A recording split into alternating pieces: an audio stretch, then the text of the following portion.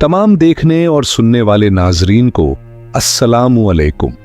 प्यारे दोस्तों, बनी इसराइल में दो भाई थे जिनमें एक मुसलमान और दूसरा काफिर था, और ये दोनों दरिया के शिकारी यानी मछलियों का शिकार किया करते थे। काफिर बुद्ध को सजदा करता, मगर जब मछलियों के लिए दरिया में जाल डालता तो इस कदर मछलियां आ जाती कि उनको खींचना मुश्किल हो जाता। मगर मुसलमान के जाल में सिर्फ एक मछली आती और उसी पर सब्र के साथ खुदा का शुक्र अदा करता। इत्तिफाकन एक रोज उस मुसलमान की बीवी अपने मकान के छत पर गई तो उसकी नजर काफिर की बीवी पर पड़ी, जो जीवर और बेहतरीन लिबास से आरास्ता थी। ये देखकर उस मुसलमान की बीवी के दिल में वसवसा पैदा हो गया कि काश में भी ऐसी होती। तो काफिर की बीवी बोली, तुम अपने शौहर को आमादा कर ले कि वो भी मेरे शौहर के माबूद यानी बुद्ध की इबादत किया करे, ताकि तू भी मेरी तरह मालदार हो जाए। ये सुनकर मुसलमान की बीवी कुछ गमजदा होकर नीचे आई, और जब उसका शौहर घर आया तो बीवी का हाल देखकर दरियाफत किया कि आखिर बात क्या है जिससे तू इस कदर गमजदा मालूम होती है। उसकी बीवी कहने लगी, बस मियाँ, या तो मुझे तलाक दे दो या फिर अपने भाई के माबूद की परस्तिश इख्तियार करो।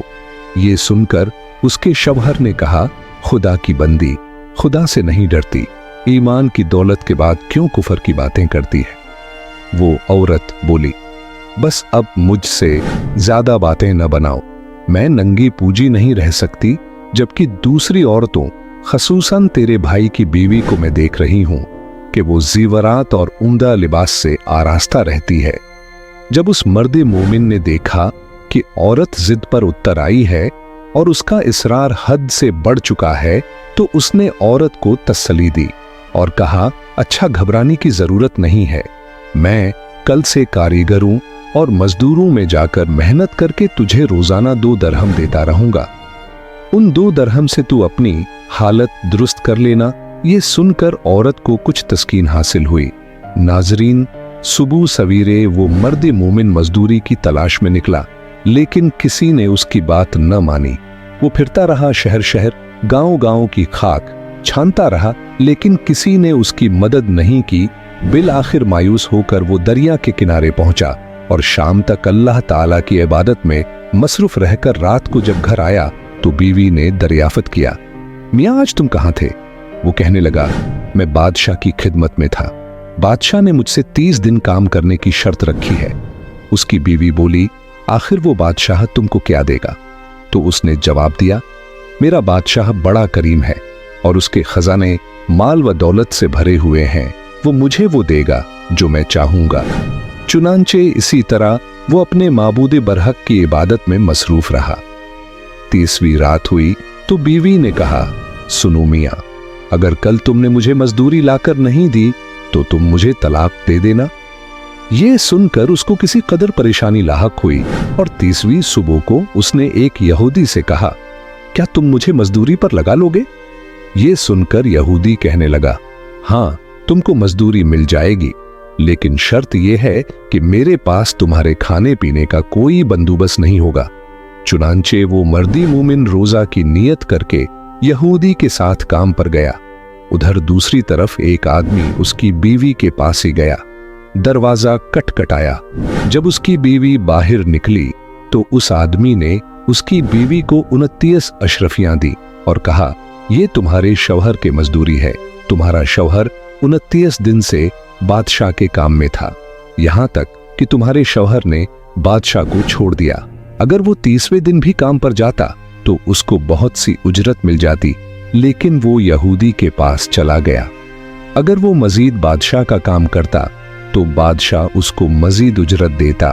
बस ये लो 29 अशरफियां, इसमें एक अशरफी इसलिए कम है क्योंकि आपका शौहर 30वें दिन काम पर नहीं गया। चुनांचे वो औरत उनमें से एक अशरफी लेकर बाजार गई। सुनार ने जब अशरफी देखी तो 1000 दरहम उसकी कीमत औरत के हवाले कर दी। जब शाम को वो आदमी घर आया तो औरत ने उससे दरियाफ्त किया, आज तुम कहाँ थे? उसने जवाब दिया, आज मैं एक यहूदी के साथ काम पर था। उसकी बीवी ने कहा, आखिर बादशाह की खिदमत तर्क करके तुम दूसरी की खिदमत क्यों करते हो? फिर अपने शौहर को अशरफियों का वाकया सुनाया, जिसको सुनकर वो मर्द मोमिन रोते रोते बेहोश हो गया। जब उसको होश आया तो बीवी से कहने लगा, अफसोस कि मैंने बादशाह दो जहां की खिदमत का हक अपने ऊपर लाजिम न किया। उसके बाद उस आदमी ने औरत को छोड़ दिया और पहाड़ों पर चला गया, जहां खुदा की इबादत में मसरूफ रहकर बकिया जिंदगी गुजार दी और वही उसका इंतकाल हो गया। प्यारे दोस्तों, अल्लाह तबारक व तआला के खजानों में कोई कमी नहीं। वो बंदे को उसकी इबादत का सिला जरूर देता है, अगर बाज़ दफा किसी हिकमत की बिना पर उसके हाथ देर हो जाती है, लेकिन बहरहाल अंधेर फिर भी नहीं, वो अपने बंदों को देता जरूर है। अल्लाह ताला हम सबको सब्र व शुक्र के साथ रहकर जिंदगी गुजारने की तौफीक अता फरमाए।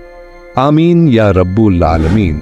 मोहतरम अजीज दोस्तों, उम्मीद करता हूं कि वीडियो आप लोगों को जरूर पसंद आई होगी।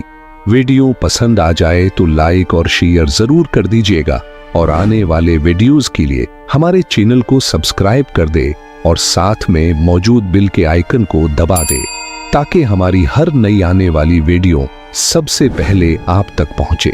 अब मुझे दीजिए इजाजत। जिंदगी रही तो अगली बार एक और वीडियो लेकर आपकी खिदमत में हाजिर हूंगा। तब तक के लिए खुदा हाफिज। अल्लाह ताला आप सबका हाफिज व निगहबान। हंसते रहिए और हमेशा मुस्कुराते रहिए।